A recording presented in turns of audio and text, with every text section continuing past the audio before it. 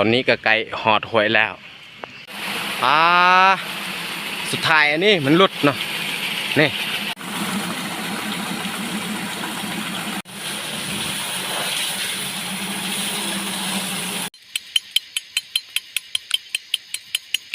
จับมันมาจับตามต่อไม้อันนี้มันนัว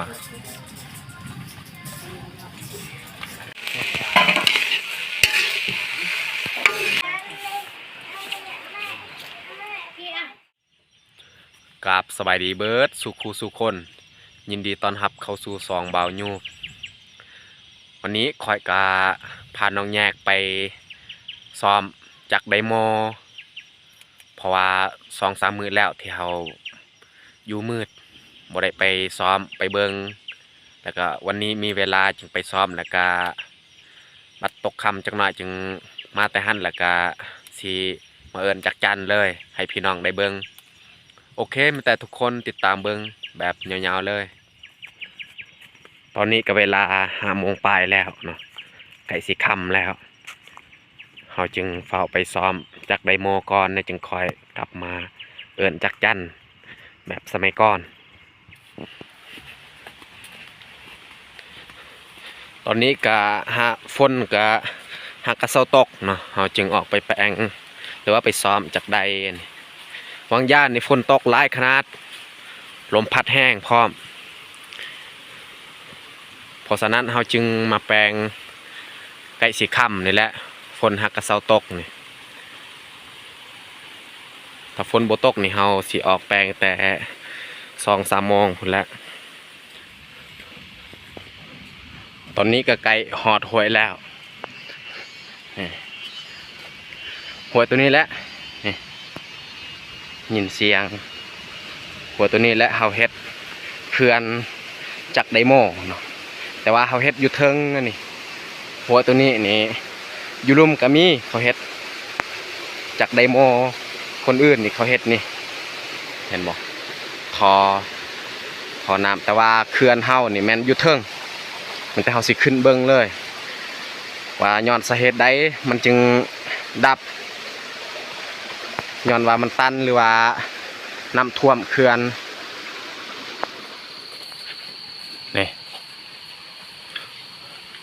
นี่แหละ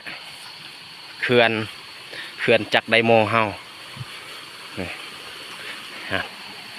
อยู่เทิงเฮาสิไปเข้าไปเบิ่งเลยว่าย้อนสาเหตุใดมันจึงดับ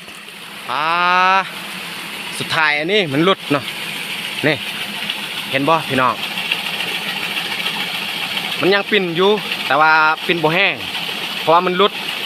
กระปุกที่เฮามัดใส่นี่มันหลุดแต่เฮาสิซุบใส่ขึ้นจังนะอันนี้เพราะว่าน้องแยกกับเฮ็ดนี่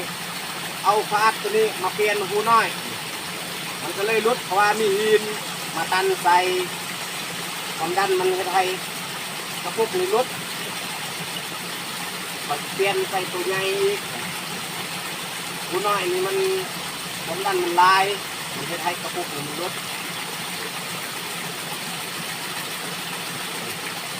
ใส่ตัวนี้เลย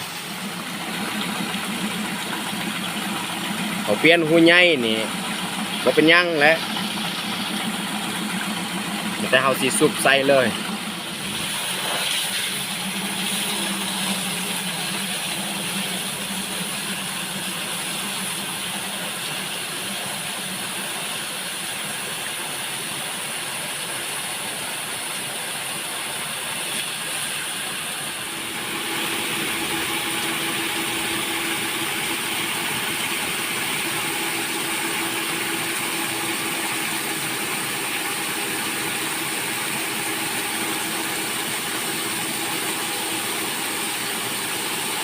เป็นแห้งขนาดเนาะแต่เขาสิกับพยานเลยตามสายไฟหรือยานสายขาดว่าปกตินี่มันกินบ่ค่อยแห้งแต่เขาสิย่างเมื่อเลยแต่เขาสิเมื่อนำเบิ้งเลยเขานำตามสายนี่แหละนำเบิ้งเลยเขานำต่อสายไฟก็ถือว่าสำเร็จเนาะแล้วเขาจะไปเอิ้นจักจันเลยพอดีค่ำแล้วใกล้สิมืดเลยนี่แหละ เฮาสิเอิ้นอยู่กลางไห้นี่แหละเพื่อสบาย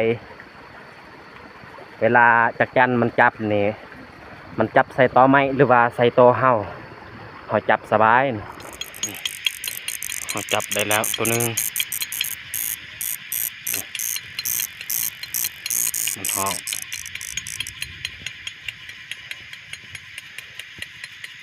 นี่วิธีการเอิ้นแบบสมัยโบราณเนาะ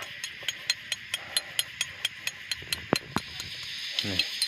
น้องแยกเนี่ยไปจับจักจั่นนี่มันจับตามตอไม้หรือว่าตามต้นตอเฮานี่แหละ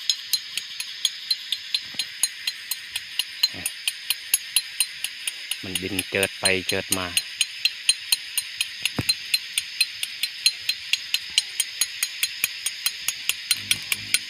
โอ้เกือบถึกตามันจับใส่คาน้องแยกก็ไปยุงมาอันนี้คือกันมันจับใส่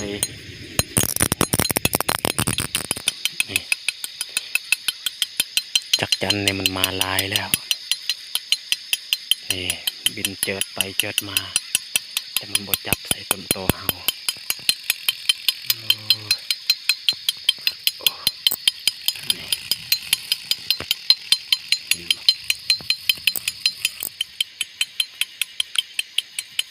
จักจั่นนี่ลายแห่งฝนตกนี่แห่งมันออกลายนี่มันถือบอลกองไฟเห็นบ่นี่จับเลยยัดใส่อันนี้ก็ได้ลายแล้วเลย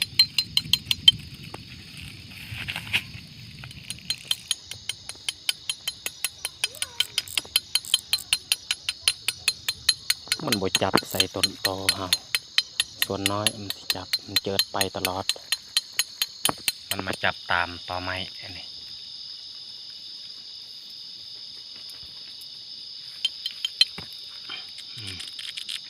ตัวผู้ตัวนี้มันมาบ่ลายแล้วเพราะว่าไก่ซีวิทย์กำหนดที่มันมาเนาะเพราะว่าเด็กโพดนี้มันบ่มาแล้วนี่เขาจะมาเบิงก็ได้ลายอยู่โอ้ตัวเขาบ่ได้บีบนี่มันออกมันบ่ตายนี่โอ้ย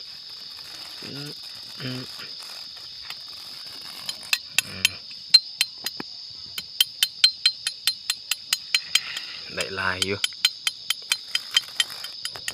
โอ้นี่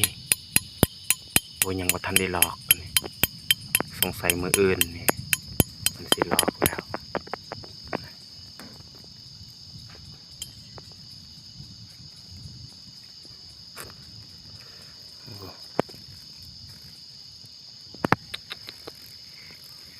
มืออื่นนี่มันหลอกแล้วนี่มันออกใหม่ๆเพราะว่าฝนตกบางยานี่เอาเกี่ยมเครื่องแล้วก็เมื่อเลยวิดแล้วอันนี้มันบ่มามันมาแต่บ่หลายเขาบ่อยากอยู่ดอนก็เมื่อสำนี้ก็เอาแล้วนี่ก็ได้ลายอยู่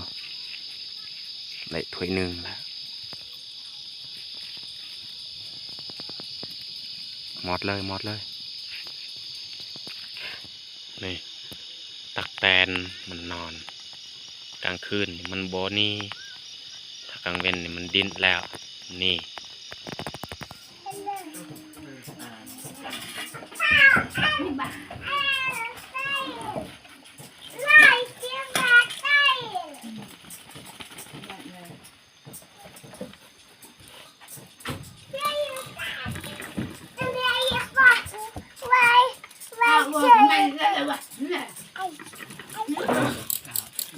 nó đừng con đằng là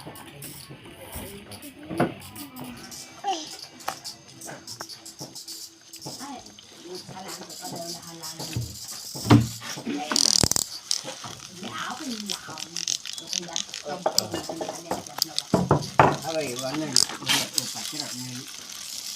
เราจะทำให้เจาะ ปลาชิมแล้วนี่อันนี้ดูมีใจจ้า ก่อนเฮาสิคั่วนี่แม่นเฮาต้องได้ล้างก่อนตัวนี้เขาล้างแล้ว จ้า ล้างแล้วแล้วเขาจึงคั่ว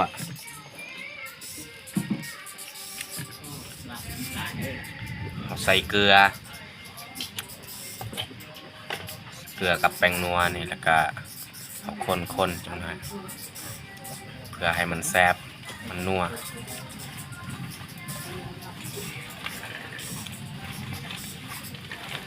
จะสีดำหัวใบสีดำ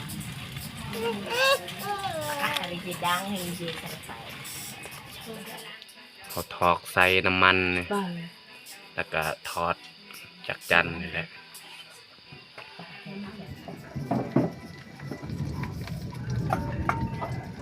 เขาเอามะเขือกับ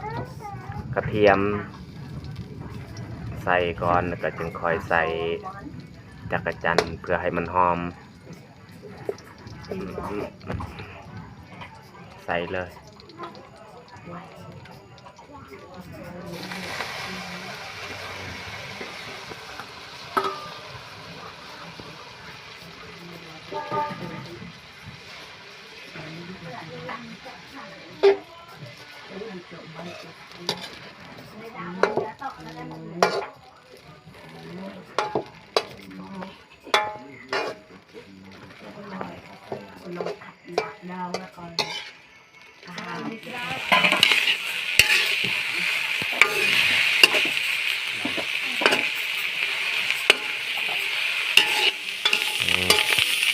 สุกเรียบร้อยกลิ่นหอมคัก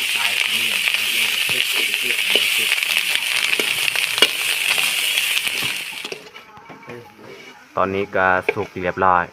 มีแต่เราจะเกียมปงเลย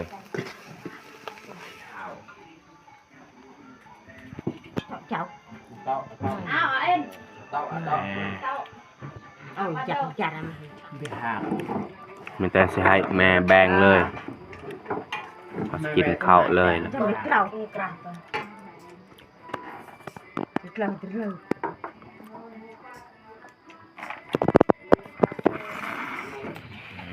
dừng chạm bà lưng đằng là nào มีแต่เขาสิลงมือกินข้าวเลย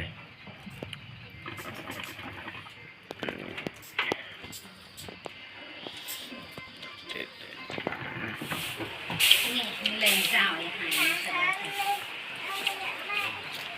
kia anh dễ dàng một hết này một màu ไม่ต้องมีดอกแต่เติมยังสิหัก clỏng như ba